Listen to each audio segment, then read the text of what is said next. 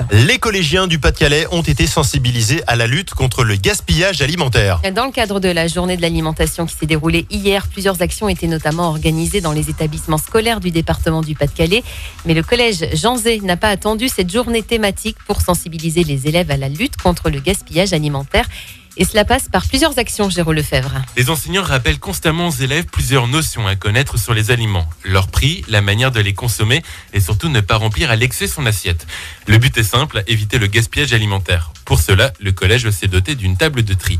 Caroline Durier, conseillère principale d'éducation. On a 3 poubelles en fait sur la table de tri. On en a 2 qui concernent les déchets compostables puisqu'on a beaucoup plus de déchets compostables de nourriture en fait, donc du pain, le reste de son assiette en fait.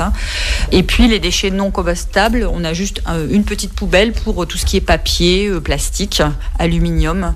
Par exemple, un emballage de fromage, une serviette en papier, un pot de yaourt. Donc ça, c'est les déchets non compostables. Ce sont d'ailleurs les enfants qui s'occupent de cette table de tri le midi à la cantine, comme Lina, élève en 5e. On dit aux élèves, par exemple, quand on est sur la table de tri, il y en a souvent qui mettent, par exemple, les déchets alimentaires dans les papiers. Donc souvent, on le dit aux surveillants qui sont à la cantine.